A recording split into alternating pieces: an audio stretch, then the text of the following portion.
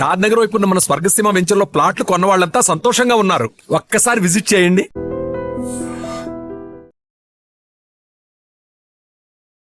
Gandikota mystery.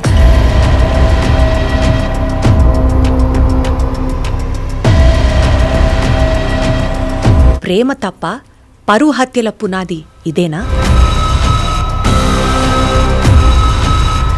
ఓ యువతి ప్రేమించింది, అది తప్ప?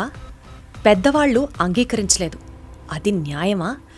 అలాగని 17 ఏళ్ల వయసులో ప్రేమ పేరుతో లాడ్జికి వెళ్లడం సరైనదా? ఈ గండికోట మిస్టరీ మనకెన్నో ప్రశ్నలను సంధిస్తోంది.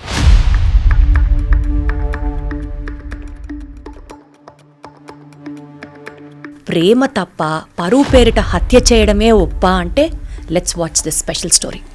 జూలై 14 సోమవారం ఉదయం 8:30 వైష్ణవి లోకేష్ అనే యువకుడితో కలిసి గండికోటకి బయలుదేరింది. వారిద్దరూ దగ్గరలో ఉన్న ఓ ప్రైవేట్ లాడ్జ్కి వెళ్లి అక్కడ 2 గంటలు గడిపారు. 10:45 ఉదయం లోకేష్ ఆమెతో కలిసి రంగనాథస్వామి ఆలయం దగ్గరికి వెళ్లారు. విషయం అమ్మాయి ఇంట్లో వాళ్లకి తెలియడంతో అక్కడే వదిలేసి వెళ్ళిపోయాడు. 11 గంటలైంది. వైష్ణవి చివరిసారిగా రంగనాథస్వామి ఆలయం దగ్గరే కాలేజ్ బ్యాగ్తో నడుస్తూ కనిపించింది. ఆమె హత్య 12 గంటల నుండి మధ్యాహ్నం 1 గంట లోపు జరిగి ఉండొచ్చు అని పోలీసులు అనుమానిస్తున్నారు.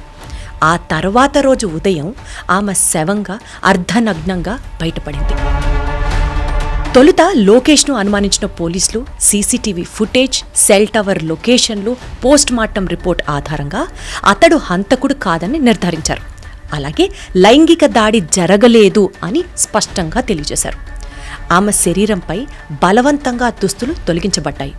ఛాతీ, కడుపుపై పఫ్ఫుల్ను పెట్టడం, అర్ధనగ్న స్థితిలో వదిలేయడం, ఇవన్నీ ఎలాంటి ఇండికేషన్లు ఇస్తాయంటే ఖచ్చితంగా ఎవరైతే చంపాడో పోలీసుల్ని మిస్లీడ్ చేయడానికి ఆధారాలు ఉన్నట్లుగా స్పష్టంగా మనకు అర్థమయ్యాయి.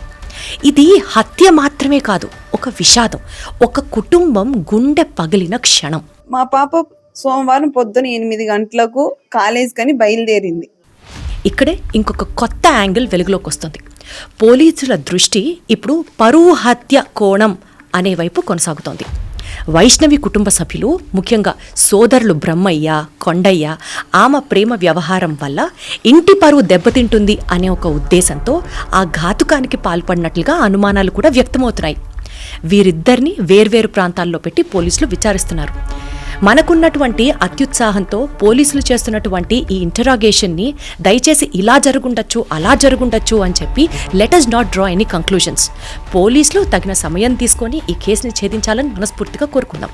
అయితే ఇక్కడ మాత్రం ఒక క్లియర్ మెసేజ్ చాలా అవసరం. ప్రేమ తప్పు కాదు, కానీ సమయానికి సరైన తీర్పు మాత్రం చాలా అవసరం. 17 ఏళ్ల వయసులో ప్రైవేట్ లాడ్జికి వెళ్లడం తల్లిదండ్రులకు, సమాజానికి జీర్ణించుకోలేని విషయం. కోర్టు సినిమాలో ఒక లైన్ గుర్తుందా? హోటల్లో 2 గంటల పాటు ఏం జరిగింది? ఇక్కడ కూడా అదే ప్రశ్న. నేను కోర్టు సినిమా గురించి మాట్లాడుతున్నాను. ప్రేమ తప్పుడు విషయం ఏమీ కాదు, కానీ వయసుకు మించిన స్టెప్స్ తీసుకోకుంటే దాని పరిణామాలు మాత్రం ఏమైనా కావచ్చు. మరికొంత బాధ్యత తల్లిదండ్రులది కూడా ఉంది. మారుతున్న ప్రపంచాన్ని అర్థం చేసుకోలేక పిల్లల మీద గుసగుసలు, బెదిరింపులు, పరువు పేరిట ఒత్తిళ్లు పెడితే దానికి పరిష్కారం ప్రేమ హత్య కాదు. మొత్తానికి మారల్ పేరెంటింగ్ లోపిస్తోంది ఇవాళ రోజుల్లో. పిల్లలతో ఓపిగ్గా మాట్లాడే వాళ్లను అర్థం చేసుకునే తల్లిదండ్రులు అవసరం ఎంతైనా ఉంది. ఈ సంఘటన మనందరినీ ఆవేదనకు గురిచేస్తోంది. అయితే తల్లిదండ్రులు, విద్యార్థులు ఇద్దరూ ఈ విషయాల్లో సమన్వయం చూపించాలి. పెద్దవాళ్లకు బాధ్యతతో ఉండాలి, చిన్నవాళ్లు వాళ్లను చూసి విలువలను నేర్చుకోవాలి. ఒక్క విషయం స్పష్టంగా గుర్తు చేసుకోవాలి, ప్రతి సంబంధం విజయవంతం కావాలంటే తల్లిదండ్రులు, పిల్లల మధ్య అవగాహన చాలా చాలా అవసరం.